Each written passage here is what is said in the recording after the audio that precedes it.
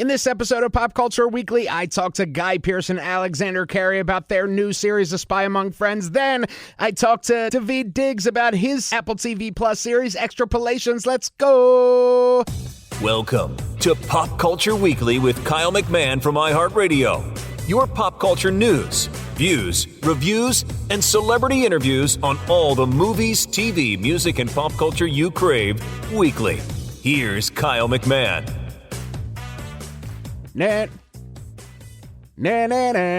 Hello and welcome to Pop Culture Weekly with Kyle McMahon. I, of course, am Kyle McMahon, and I thank you so much for hanging out with me for the next hour-ish and, doing pop culture. This is an all-interview episode.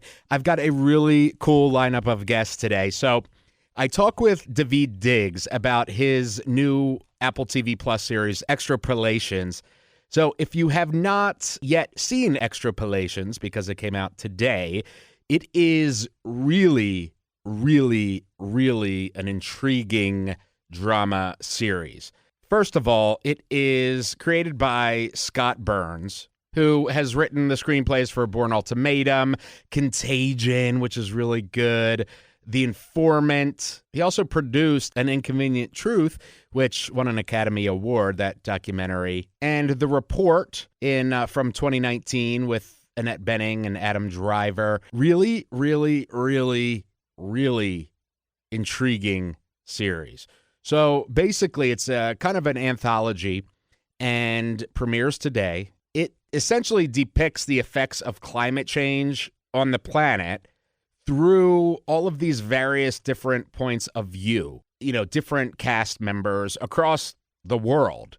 So, they are obviously related, the different episodes, but we get how it's affecting that character in their episode, in their part of the world.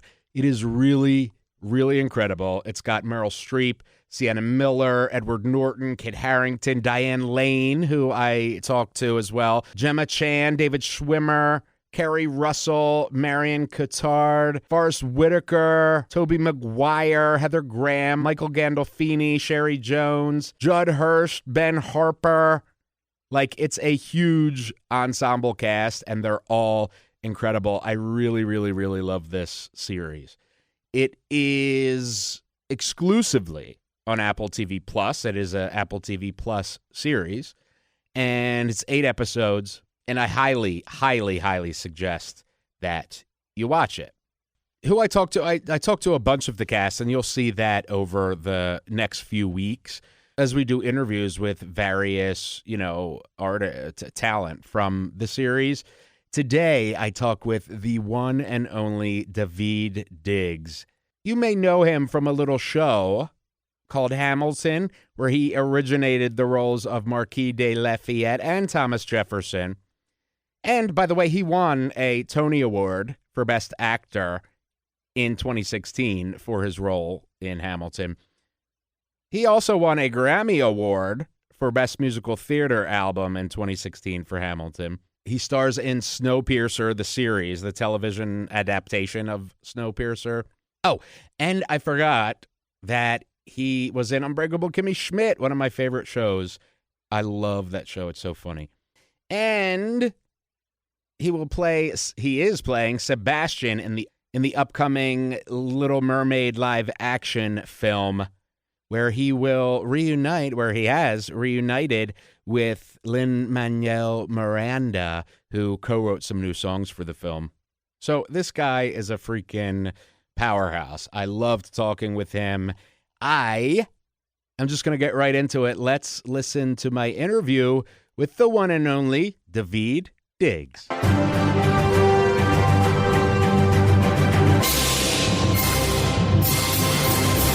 Thank you so much for speaking with me, Daveed. I really appreciate it. Kyle, what's up, man?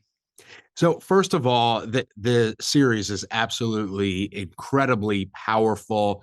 For you, what is it like to play something that is not, it doesn't just serve as entertainment, but has a real message built into it as well? Yeah, I mean, I it's a difficult thing to pull off, I think, a project like that, because it has to be entertaining first, I think. And so the reason I said yes to it was because I read the scripts and loved them, thought they were genuinely entertaining, and the creative team behind it had made really entertaining stuff in the past, right? And so like that, I think, has to be, we have to enjoy it, or it doesn't really matter what we're talking about. You can't, people don't consume things that way. And so, yeah, I thought it had a really good shot at being a thing that could help a little bit in this discussion about climate science and the moment we're in right now, which is like the stakes are really high right now. Mm-hmm. Right? Stakes is high. We just re-released that De La album. Like that's right now. Like it's we gotta, and so I think this series has an opportunity to be one of hopefully a lot of things that culturally we can keep reminding ourselves of in order to sort of not go down. It's not inevitable yet, but like these things are starting to happen. When we look at the sections that happen 10 years from now, 20 years from now, like that stuff's going to be hard to avoid already, right? But maybe further down the road than that, we still have the ability to affect change, but we do have to be thinking about it all the time. So one of the great things about working in popular culture, right, is like if you create something that is entertaining, it gets stuck in people's heads and people talk about it later, and it exists longer than just the runtime of the thing. And that's what I think we're really hoping for here, is that it'll stay with us long enough to actually contribute to the way we change our behavior. Absolutely. And I think it does that expertly. It really is, I'm a huge fan of those big, kind of dumb disaster movies, which this isn't at all. This is very, very smart. And really the heart of it is the people, in my opinion, these stories that of these people that we, come to know and follow in the scope of this kind of big disastrous elephant in the room kind of thing. And that's why I think it works so well, is because it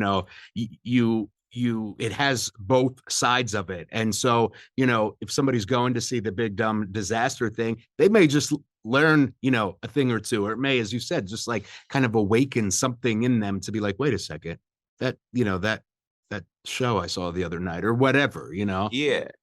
Yeah, I think generally it's a brave, but generally I think really rewarding kind of art making, to do a genre piece where you don't ignore the real world, the stakes of the real world, right? Because that's really all that this piece is doing. Whereas like a lot of times we imagine futures where the stakes that we're living in right now didn't affect anything. And that's that, like, because it's escapist, like we tend to think that like a genre piece doesn't have to take those into account. And this one just didn't. This one just says, no, our future is going to exist based on where we are right now and us not changing anything. And I think it is a hard thing as a writer, I think, creator, to keep your mind on, but it's an incredibly rewarding one if you can do it, because we all feel even more connected to it than we would. And I think you still get all the fun, and you still get all the like flashiness and engagement. And like you said, it's character driven. So we get to see ourselves in these people and the choices that they're making. And speaking of characters, your character Marshall is a rabbi, which I feel is particularly interesting. I mean, I'm doing, I guess everything I consume is in the lens of my own life, right? Mm-hmm. And it made me think about, like, spiritually, where would I be if I was kind of facing this future? Is that something that you pulled into Marshall as you were putting him together for the series? Yeah, that's really interesting. And I think it took this little girl asking him, like, why would God do this? How could God let this happen? For him to have this moment where, like, oh, what have I been doing for the last 20, because I think when his religious practice was particularly connected to his life, to his practical life, everything made a lot of sense. Mm-hmm. He was asking questions all the time, but also like out working with real people. And as he grew older, and that, like most of us, like get complacent in their work, that spiritual practice became a little bit disconnected. That was just the thing that he was doing, but it wasn't as directly affecting his work. And it took this little girl coming in and being like, hey, why are you teaching us this crap when like we can't do anything about the fact that the synagogue is flooding? What are you talking about? And him having to re-engage with, having a faith leader have to re-engage with his faith, I think is an interesting character, which is why I wanted to play him. And you do it so well. What do you want someone seeing, Extrapolations? What do you want the takeaway to be? Like I said, I hope they are entertained, and I hope it's something that they talk about with their friends. I hope we like go and start comparing like what our favorite episodes was, or like, oh, did you realize how this plot point here paid off later? I think the more time we can have collectively talking about this show is one of the many elements that need to go into us helping attack this problem. But like, the more it will affect the way that we make choices practically in the real world, just because it's sitting in here, just because the same way your favorite piece of music sticks in your head, and like something that's truly entertaining can have that same ability. And if we think about it a lot, it can help us affect change in our regular lives, even the small things. Like cumulatively, those are going to add up. Absolutely. David, thank you so much for speaking with me today. I legitimately can't wait for everybody to see Extrapolations. I appreciate you so much, man. Thank you. Have a good day.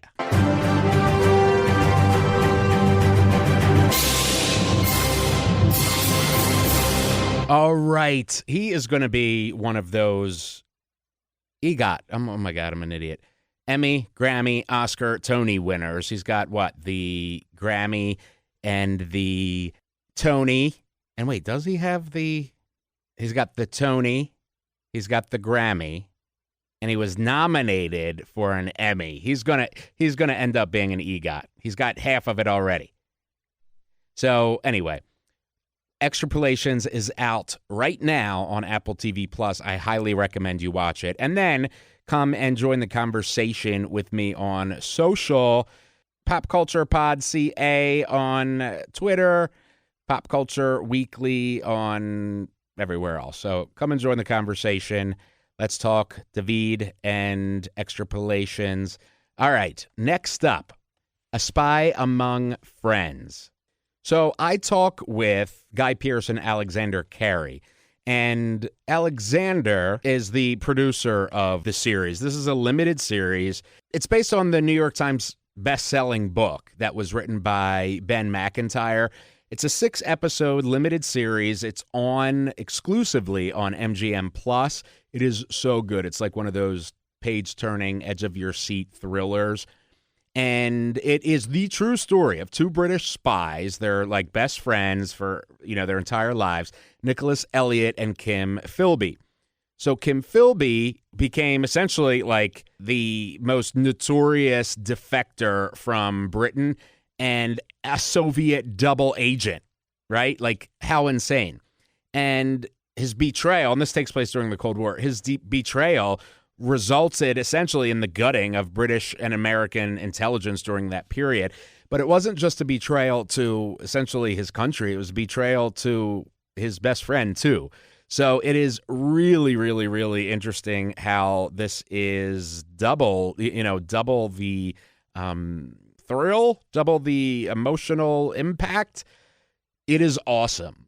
And I really, if you're like a fan of either historical drama or true drama, or even like thrillers or spy type of things, you will love A Spy Among Friends. So without further ado, let's just get into my interview with Guy Pearce, who stars in A Spy Among Friends, and he stars as Kim Philby, like, the guy. And I talk with the executive producer as well, Alexander Cary. So let's get into my interviews right now.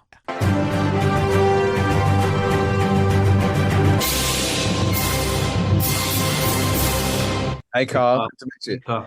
You as well. So for both of you as creatives, What was it like? Obviously, oftentimes you work in works of fiction. What was it like to do something like this, where not only was it very real people, but there's a historical significance to it for you? Guy, as an actor, you could start, if you don't mind. Well, there's always a sense of responsibility when you're playing characters who have actually existed before. But at the same time, I find there's a massive sense of responsibility even when you're playing a character that hasn't existed before. It's fascinating playing non-fictional characters because there is usually research material that you can delve into and books that you can read. So it's quite fascinating. You can become quite indulgent in it. But I also find that there comes a point where you have to sort of let that go and remember that the script is the thing that you're working with. I'm not doing all that research to create the script. I have a script already in front of me, and that's the thing I'm to work towards. But it really is exciting to sort of dip in and out of all the either documentaries or the books that exist, and there's something that happens when you're really reminded every day that this was real, this really happened, this actually happened. There's a sense of there's a sort of a weight to that is quite powerful, particularly. And something how about? I'm sorry. Particularly something like this. Absolutely. And how about for you, Alex, as as an EP and screenwriter? Yeah, I mean, there's a responsibility, I think, to the historical sort of larger facts. I think there's a responsibility to characters, people who've actually been alive and what they've done and all the rest of it. But I mean, I'm not really smart enough, I think, to answer the question too precisely, knowing that I've had to fictionalize stuff and all the rest of it. But what I will tell you is my responsibility, or the responsibility I chose to adopt, was a responsibility to the theme of a story about friendship, and to examine the truths of friendship and betrayal as closely and as I could. And that's really what sort of drove me all the way through this, staying within the sort of tram lines of truth. But to do that, I definitely took a few liberties with history, with the true story to so that I could properly explore that theme. I love that. And, it brings me to my next question. Obviously there is some creative liberties, to make this a cohesive and entertaining piece. For both of you, again, in what regard do you have where, as a fan, as somebody who consumes art, were you, especially you, Guy, reading the script, were you kind of at the edge of your seat in this, this narrative that is, coming alive on the page for you? Absolutely. It was one of the most compelling things I've read ever. So I was completely gripped by it, and it's such a great feeling to read something great. It's like reading a great book. You can't put it down. You want more of it. You don't want it to end. And the idea of getting to play in this world, and particularly where I believed that I could.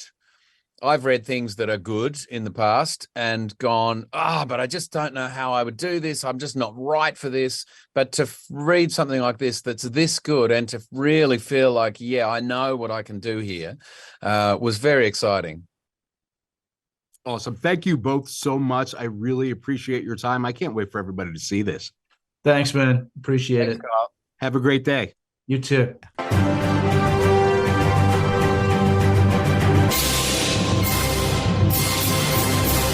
I'm telling you, A Spy Among Friends is so good. It is like I said, it's an edge of your seat thriller. You got to watch it.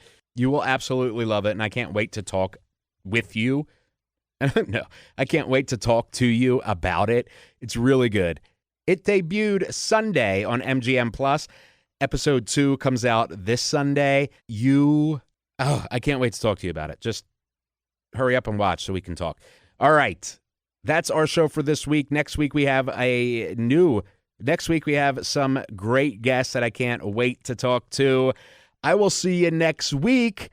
Hit me up on social. Let me know what you think about A Spy Among Friends and Extrapolations. All right. I love you. We out. Thank you for listening to Pop Culture Weekly. Hear all the latest at popcultureweekly.com.